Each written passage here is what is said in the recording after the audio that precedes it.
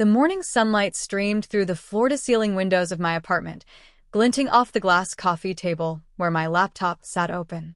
I smoothed my silk blouse, feeling the soft fabric against my skin, and took a deep breath. Everything looked perfect, calm, controlled, successful. But inside, a storm brewed, quietly simmering beneath the surface. My phone buzzed, a message from my mother lighting up the screen. "Olivia, your brother's wedding plans are final. Hope you're managing okay." I felt a twinge of irritation, a familiar mix of frustration and irony. Manage? That was always the word for me, her way of saying, do it yourself, but don't expect us to care. I sipped my coffee, letting the rich aroma fill the room, and stared out at the city skyline. On the surface, I was thriving, owning my own small consulting firm, building my nest egg, and living comfortably. But the past lingered, invisible yet heavy. That wedding, the way they lavished everything on my brother, the way they handed me responsibilities without recognition, it had carved a quiet wound I still nursed. And now, with that innocuous message, the memories of being sidelined hit me like a cold gust of wind. I felt a lump in my throat, but I squared my shoulders. Today, I wouldn't just manage. Today, I would confront in my own way. I remember that day like it was etched into my skin. I was 26, fresh out of graduate school, trying to carve a life for myself, while my family celebrated my brother Jason like he was the only child who mattered. They had spent $120,000 on his wedding, the flowers, the ballroom, the designer dress for his bride, and all I was handed was a clipboard and a curt, "Just manage it." I had stood in the sprawling living room, holding a notepad heavy with vendor lists and budget sheets, feeling invisible. My parents chattered excitedly with the caterers, the florist, the wedding planner, all while I quietly juggled calls and last-minute crises. My heart pounded, and a lump formed in my throat as I realized that my efforts would never be acknowledged. My hands shook as I scribbled adjustments on the fly, biting back the words I wanted to scream. "Olivia, don't make a fuss. Just get it done," my mother had said, barely glancing at me. That single sentence felt like a door slamming shut on all the love and validation I craved. My brother, oblivious to the storm I navigated behind the scenes, smiled and laughed, completely unaware of the sacrifice that made his day seamless. It was then that my grandmother, the one who had always quietly rooted for me, slipped a small leather-bound notebook into my hand. "This," she whispered, "is your map. Not for them, but for you. One day, this will remind you of your worth and how far you've come." Her eyes sparkled with quiet pride, and something shifted in me. That night, after the last guest had left and the ballroom lights dimmed, I sat alone in my car, gripping the steering wheel, tears threatening to spill. But beneath the hurt, a fire ignited. If they would never see my value, I would show myself. I would find my independence, carve my own path, and never again let someone else define what I deserved. By the time the first light of dawn broke across the city, I had made a decision. I would step out of their shadow, and the inheritance my grandmother had secretly left me, a modest sum at the time, would be the seed of the life I was determined to claim. I promised myself, quietly, that one day, everything would change. After that night in the empty ballroom, I threw myself into building a life that no one could ignore.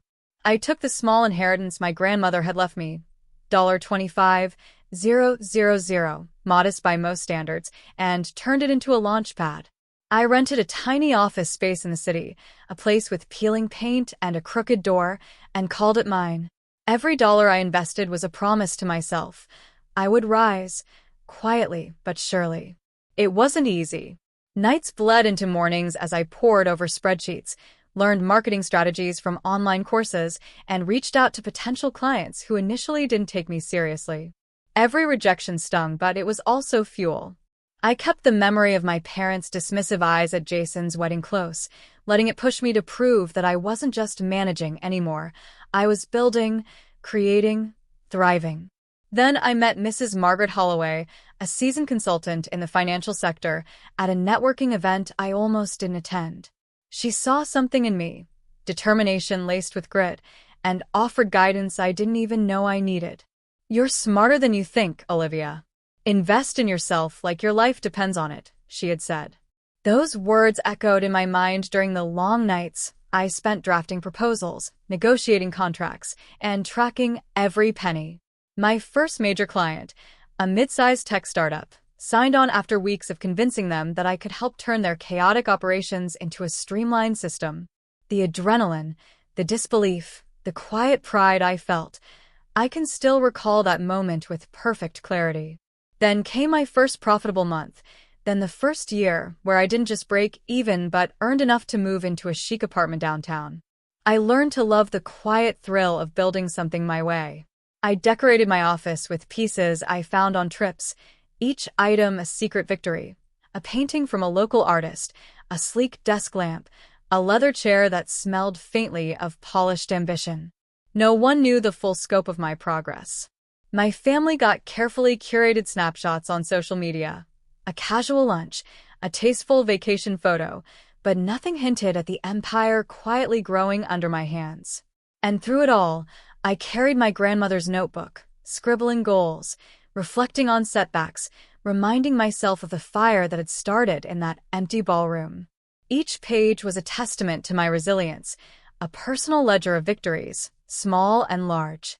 By the time I hit 30, Olivia Bennett was no longer the overlooked daughter. I had a thriving business, a comfortable financial cushion, and a network of mentors and peers who respected my expertise. Yet, I still kept the secret closest to my chest, a private triumph waiting for the right moment, a moment where those who underestimated me would finally see the truth. The invitation to dinner had come in a casual text from my mother, as if nothing had changed. "Olivia, come by tonight. Jason and his new wife want to celebrate your birthday early." My stomach tightened, not with nerves, but with the delicious tension of knowing I held the power now. When I arrived at the sprawling suburban house of my parents, I took a moment in the driveway to steady myself. The air smelled faintly of gardenias, my mother's favorite, and I smoothed my blazer, feeling the weight of quiet confidence. Gone was the young woman who had managed a wedding without recognition. This Olivia stepped in with poise, presence, and a story of triumph that no one had expected. Inside, the house buzzed with the laughter and chatter of extended family. Jason, oblivious as ever, greeted me with an overenthusiastic hug. "Olivia, you look nice," he said, frowning slightly at my composed demeanor. "Everything okay?" I smiled, deliberately slow, savoring the moment. "Everything's more than okay," I said, letting my eyes wander over the familiar but now oddly cramped decor. The chandelier in the dining room, the same one I had dusted during Jason's wedding, glinted in the overhead lights. I noted the subtle irony, a small smile playing on my lips. We sat down for dinner, and I allowed the conversation to flow casually, like nothing had changed. But beneath my calm surface, I prepared for the reveal. The moment had been months in the making, years, really. After dessert, I excused myself to the kitchen, returning with a tablet in hand. "Before we continue," I began, my voice calm but firm, drawing their attention, "I want to show you something." I tapped the screen, and a slideshow appeared. My company's achievements, client testimonials, screenshots of bank statements, and my net worth, $1.9 million. A silence fell. My mother's fork hovered midair, her eyes widening. Jason blinked, his smile faltering. "Wait, that's yours?" he asked, disbelief heavy in his tone. I nodded.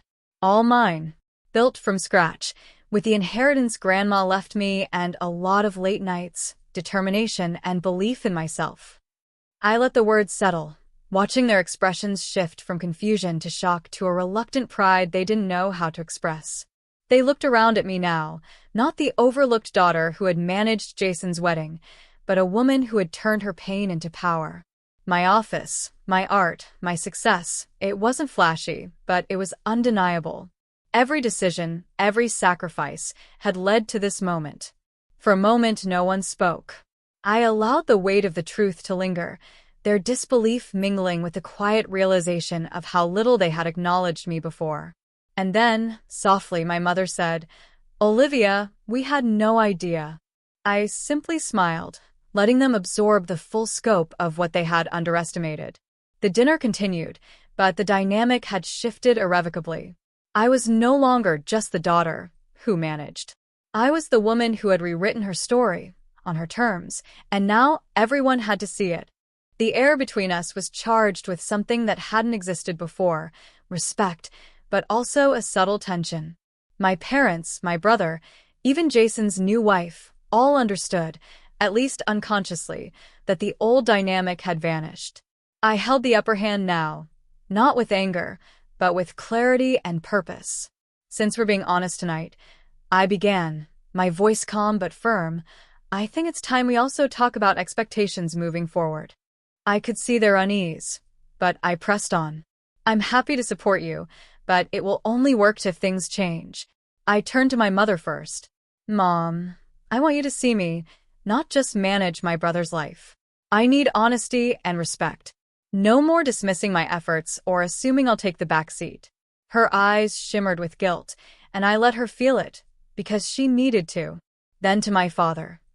"Dad, if you want to be part of my life in a meaningful way, it can't be on your terms alone.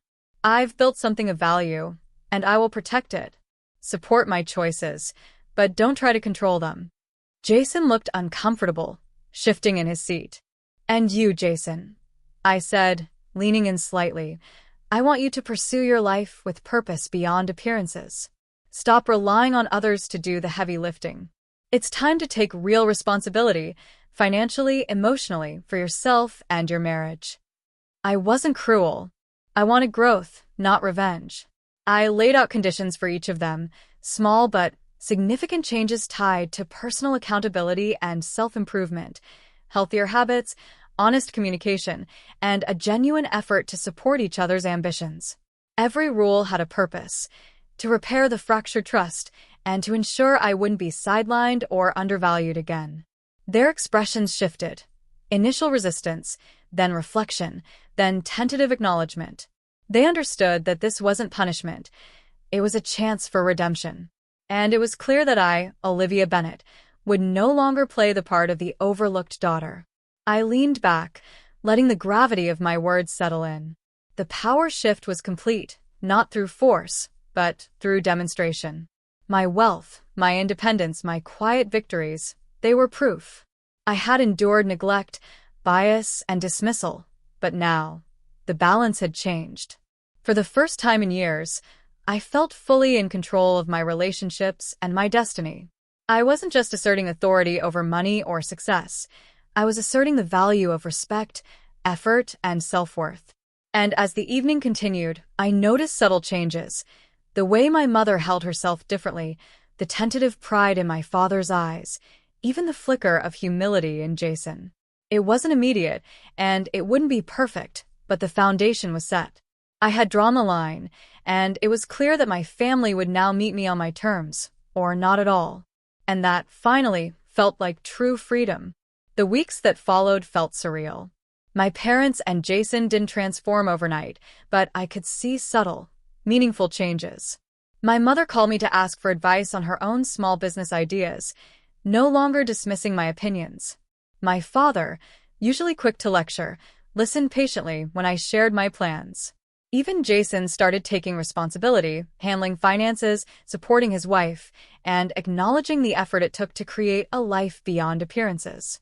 I watched these changes with a quiet satisfaction, not because I craved recognition, but because I had finally set a standard that demanded respect and self-worth. I had endured years of being overlooked, managing responsibilities that weren't mine to bear, and feeling invisible in the shadow of my brother's extravagance. Now they saw me, not as the girl who managed, but as the woman who thrived. One evening, I sat by the bay window in my apartment, the same one I had sipped coffee by when the story began.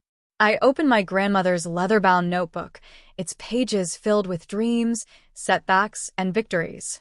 I traced a finger along a line she had once written. "Your worth is never measured by others, only by what you create and protect." I smiled, feeling the weight of every struggle and triumph settle into a profound sense of peace. The inheritance, the hard work, the quiet nights building my life, it wasn't about money or proving them wrong. It was about proving to myself that I could rise, no matter the circumstances, and claim the life I deserved. And in that moment, I realized that the power I had gained wasn't just financial or professional. It was emotional. It was the freedom to choose, to set boundaries, and to love without losing myself. I had taken pain, neglect, and favoritism and transformed it into a life of strength, independence, and grace. As I closed the notebook, a breeze fluttered the curtains, and I felt my grandmother's presence in that quiet, affirming way only love can manifest. I whispered softly, almost to myself, "I did it, Grandma. I really did it." And I knew it was true. I was no longer the daughter who managed, the sister who was sidelined. I was Olivia Bennett, a woman who had turned every setback into her own unstoppable rise. Strong. Respected. Free.